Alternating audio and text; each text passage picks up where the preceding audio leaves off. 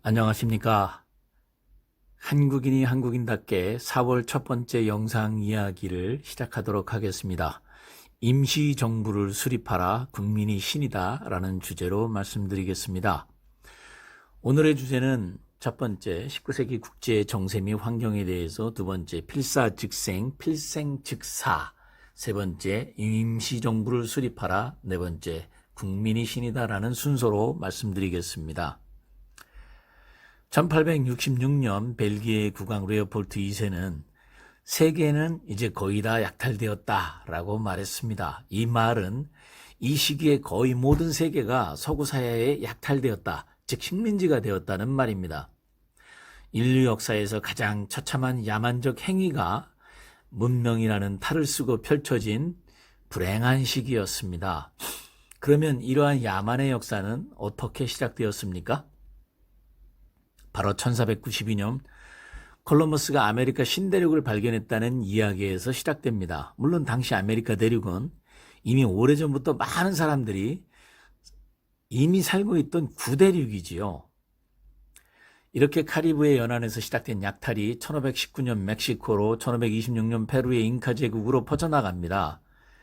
당시 멕시코의 아즈텍 문명의 수도였던 테노치티틀라는 런던보다 5배 이상 더 규모가 크고 매우 아름답고 평화로운 도시였다고 합니다. 1794년경에는 이 아메리카의 거의 모든 지역이 식민지가 됩니다. 스페인은 암소를 길렀고 유럽은 그 우유를 마셨다라는 말이 전해집니다. 암소는 아메리카 대륙을, 우유는 아메리카 대륙에서 나온 은을 말하는 것이었습니다. 아메리카 대륙에서 약탈한 엄청난 양의 은으로 스페인은 세계 최고 부자의 나라가 되었고, 이 은으로 만든 화폐가 유럽 거의 모든 곳에서 통용되는 최초의 기축 통화 역할을 했습니다. 열악한 환경에서 강제로 광산의 은을 캐기 위해서 수백만의 원주민들이 희생당했고, 노동력이 부족해지자 아프리카 노예들을 잡아와서 대신 노동을 시켰습니다.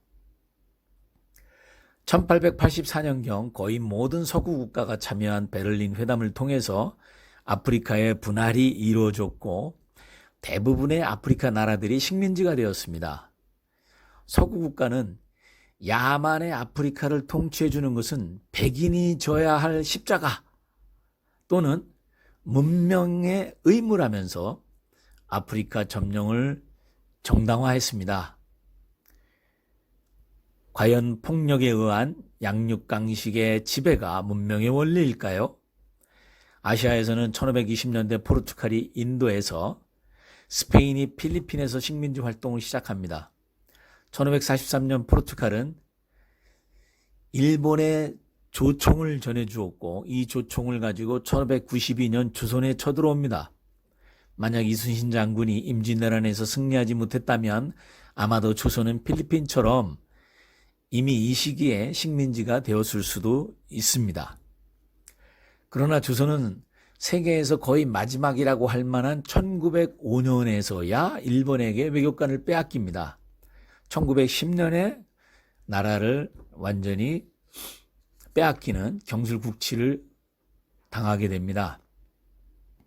이는 조선을 먹기 위해서는 먼저 15세기 이후에 세계 최강의 나라였던 중국을 무력화해야 하는데, 청나라가 1839년 아펜 전쟁 이후 1900년에 이르면서 수도인 북경까지 8개국 연합군에 점령당하는 등 사실상 무력화된 다음에 조선의 식민지화가 이루어지게 됩니다. 러시아는 1462년 모스크바 중심의 조그만 나라에서 1505년, 1689년 거의 모든 시베리아를 점령하면서 최대 영토의 국가로 등장합니다. 그리고 1854년, 1895년에는 중앙아시아 지역을 차례로 장악하고 1801년에는 동유럽 지역까지 차지하게 됩니다. 이렇게 러시아가 대륙에서 남하하고 영국이 해양에서 북상하면서 마주친 곳이 아프가니스탄입니다. 중앙아시아를 먹은 나라가 세계를 지배한다. 그래서 중앙아시아를 놓고 영국과 러시아가 벌인 식민지 게임을 그레이트 게임이라고 합니다. 사자와 곰 사이에 있는 사람이 아프가니스탄 사람입니다.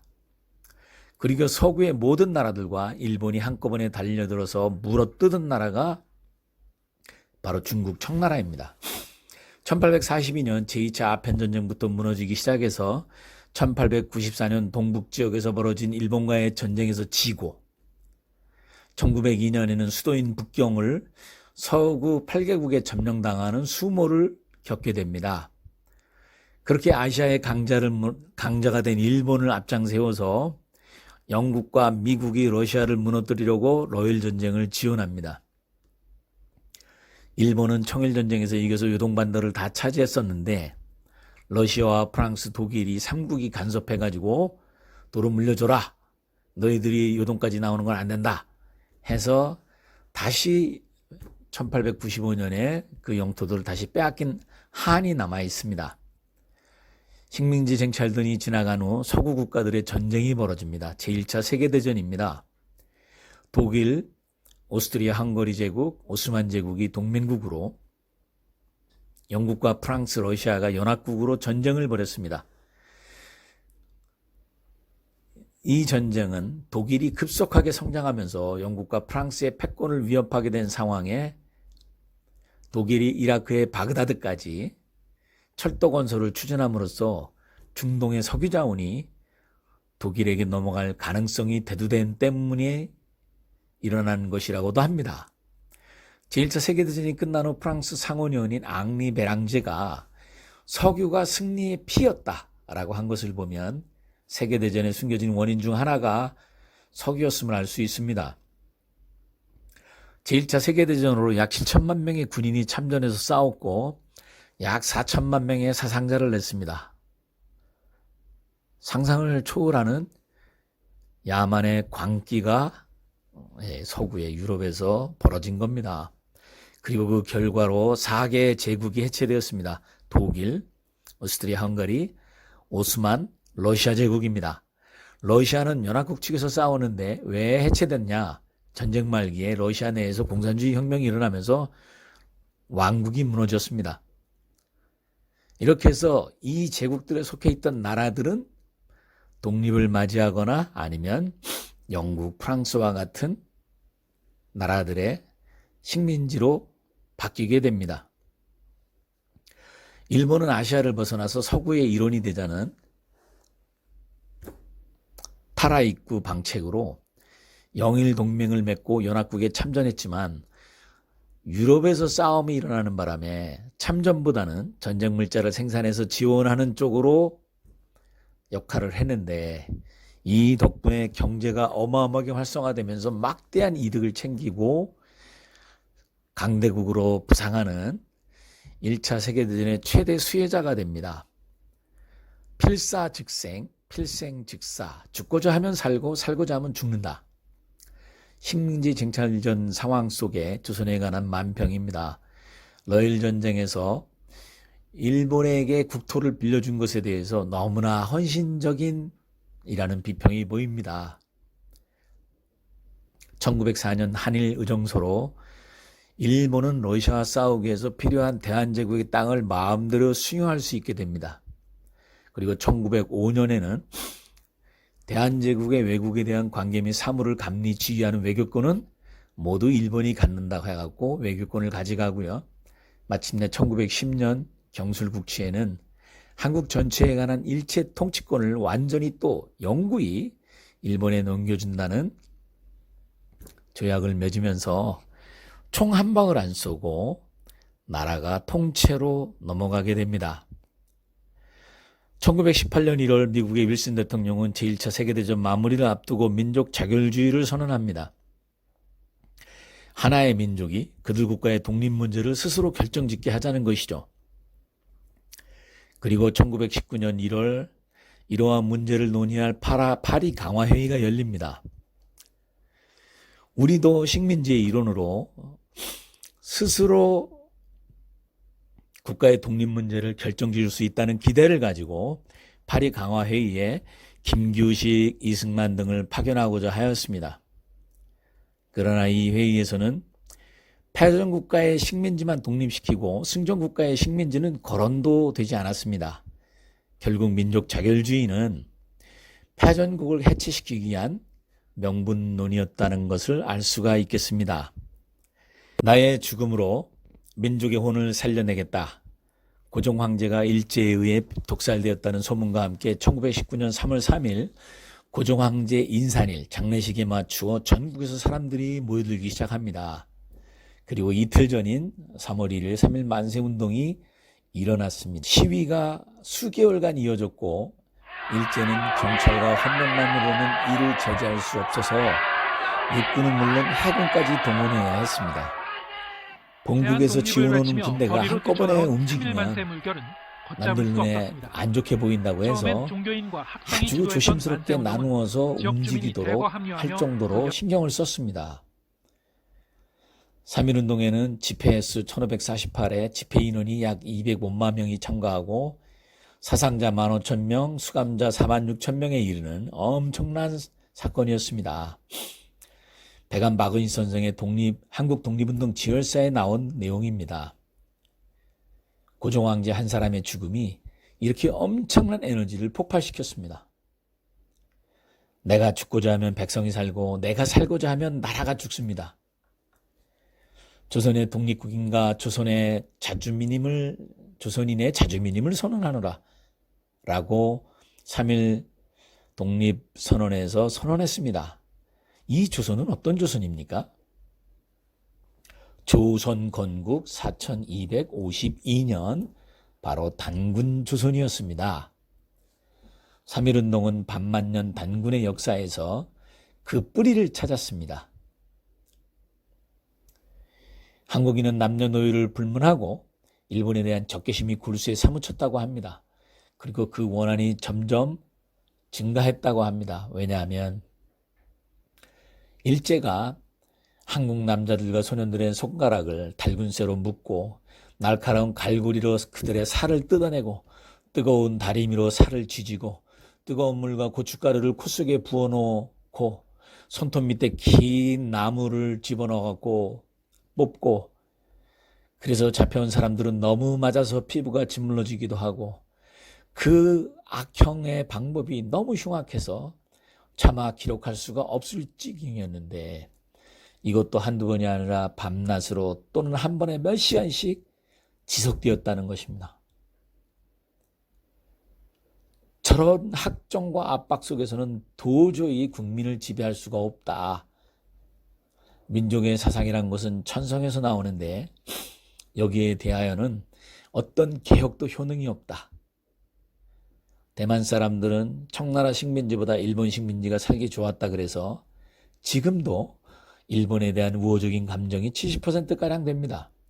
근데 우리는 잘 사냐 못 사냐를 떠나서 저들이 밤낮으로 원한 것은 오로지 독립 두 글자만 있었을 뿐이다 라고 미국의 나다니엘 페퍼 기자가 책을 썼습니다.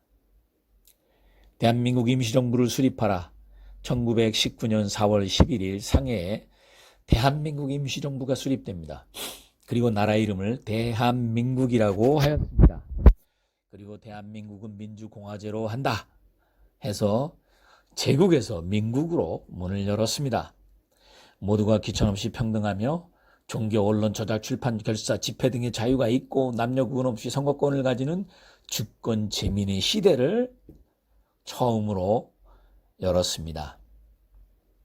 4월 11일에 발표된 임시헌장 선포문에는 신인이 하나 되고 신인일치, 나라 안팎이 서로 응해서 평화적 독립을 세계 만방에 다시 선언한다. 우리가 흘리는 한 방울의 피가 자손만대의 자유와 복락의 대가이며 신의 나라의 건설의 고귀한 기초이다라고 해서 신의 나라를 만들 것을 신인이 일치돼서 신의 나라를 만들자고 다짐하고 있습니다. 임시대통령 선거를 한다더라. 일간 국민대회를 개최하고 임시정부를 조직하며 임시대통령 선거를 한다더라 라고 3.1운동이 일어난 이틀 뒤에 3월 3일자 조선 독립신문, 이 지하신문입니다. 발표했습니다. 이를 보면 흔히들 우리가 알고 있는 것처럼 3.1운동을 통해서 임시정부가 수립된 것이 아니라 국민 대표기관인 임시정부를 수립하기 위한 에너지를 모으기 위해서, 그리고 파리 강화회의에서 우리의 독립을 주장하기 위해서 그 대의명분의 하나로 3.1운동이 일어난 것을 알 수가 있습니다. 1917년 3.1운동이 일어나기 2년 전에, 그리고 대한민국 임시정부가 수립되기 2년 전에 예간 신규식 선생이 신채호, 신서구, 조소왕, 신건식, 이상설, 박원식 등 14인의 독립혁명가들이 대동단결 선언을 발표했습니다. 구한국의 마지막 날이, 즉 신한국의 최초의 날이니, 즉 고종황제가 일제에 나라를 넘긴 그 날이 바로 이 대한의 사람들이 황제의 나라를 국민의 나라로 인수인계한 바로 그날이라고 선언하면서 이제 나라의 주인이 된 국민들이 대동단결을 해야 된다고 촉구한 것입니다. 그리고 국가적 행동을 성취하기 위해서는 통일기관, 통일국가, 원만한 국가의 달성이라는 3대 단계가 필요하다고 선언하면서 이미 이 시기에 임시정부 수립을 표명한 것입니다. 필사즉생, 필생즉사. 3.1운동 이전에 이러한 에너지는 어디서 왔을까요? 모든 국민들이 임시정부를 만들고 임시대통령을 뽑아서 나라를 건설하자는 대동단결을 선언한 이 에너지는 어디서 왔을까요? 또 한 사람의 죽음이 있었습니다. 국망도존, 나라는 망했어도 그 정신이 있다. 즉 정신이 있으면 나라는 망하지 않는다는 것입니다. 독립운동의 아버지 홍합나초 선생은 단군의 역사와 정신을 되찾아야만, 정신을 찾아야만 나라를 다시 찾을 수 있다고 생각해서 1909년에 단군교를 세우고 1910년에는 이름을 대전교로 바꾸어서 나라의 정신찾기 운동을 시작합니다.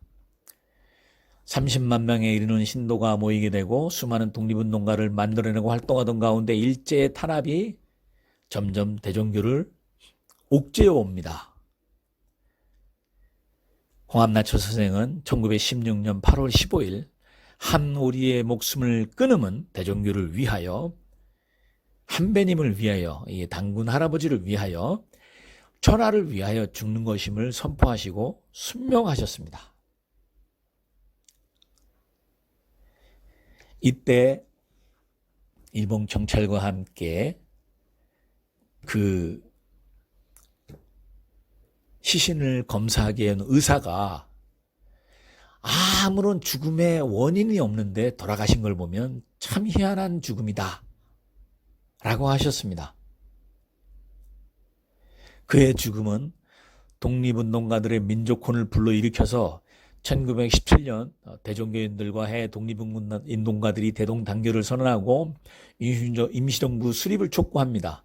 1918년 기미독립선언의 기초가 된 무호독립선언을 통해서 한민족 모두에게 최후의 순간까지 투쟁하고 또 투쟁하자고 호소하는 무호독립선언을 발표하고, 이어서 1919년 3.1 만세운동이 일어나고, 그리고 1919년 4월 11일 이 대종교인들이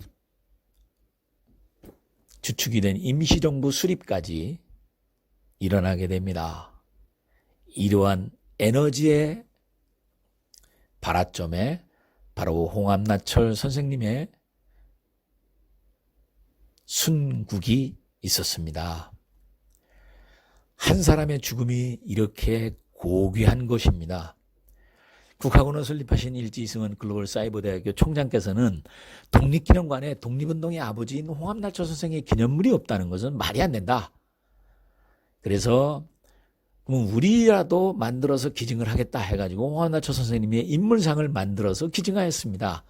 그러나 독립기념관에서는 이분은 종교의 교주다라면서 종교계의 반발이 있을 수 있다면서 인물상 설치를 거절했습니다. 대한민국 독립운동의 아버지를 그냥 종교의 교주로만 여기는 세태가 참 안타깝고 한심했습니다. 그래서 우리는 그럼 임무상 말고 어록비는 어떤가 하고 문의했더니 어록비는 괜찮다고 해서 국학원에서 다시 홍합나초 선생의 예언시 어록비를 만들어서 독립기념관에 기증해서 현재 전시되고 있습니다. 그리고 이미 만들어 놓았던 독립기념관이 가져가기를 꺼려했던 홍합나초 선생님 동상은 국학원의 역사문화공원에 전시하고 있습니다. 어록비에 적은 홍합나초 선생님의 예언시입니다. 1919년에 순명하신 홍합나초 선생님이 1945년 8월 15일에 일제가 망할 것을 예언하고 계십니다. 그리고 우리 민족의 선도문화가 크게 번창할 것을 예언하고 계십니다. 도산 안청호 선생께서는 모든 것을 희생하고 독립운동가들이 단결 통합해야 한다고 주창하시면서 자기의 모든 것을 내려놓고 독립운동가들을 통합하려고 노력하셨습니다. 이러한 도산 안청호 선생의 철학을 바탕으로 3.1운동 이후에 러시아 블라디보스톡의 대한민국 국민회의 의회, 그리고 상해의 대한민국 임시정부, 그리고 서울의 한성정부 등 3개 임시정부가 생긴 것을 다 통합해내셨습니다. 그래서 1919년 9월 11일 상해에서 대한민국 통합 임시정부가 수립되게 됩니다. 그리고 이 통합임시정부는 1945년 일제가 패망할 때까지 무려 27년간 독립운동을 지속한 세계 최장기간의 존속한 망명임시정부로 기록이 되는데요. 이 임시정부가 도산 안청호 선생이 통합된 이후에도 이 좌의 계열과 우의 계열의 싸움, 갈등, 여러 가지 문제들, 이승만 대통령에 관한 문제들, 이런 이유로 분해되고 사라지고 결렬될 뻔했는데 갈등의 위기 속에서 끝까지 나를 버리고 모두를 지키겠다는 정신으로 살려내신 분이 바로 임시정부의 정신적 지주라고 하시는 서고 이동영 선생이셨습니다. 국민이 신이다. 왜 국민이 신입니까? 신이란 무엇입니까? 신은 창조의 주체입니다. 국민이 신인 이유는 국가의 운명과 미래를 창조하고 책임지는 주체이기 때문입니다. 국민이 신인 이유는 국가의 운명과 미래를 창조하고 책임지는 주체이기 때문이다. 국민이 대한민국의 창조자이고 대한민국의 신입니다. 대한민국의 아름답고 위대한 미래를 위해 진정한 신인 국민들이 선택하고 행동할 때가 되었습니다.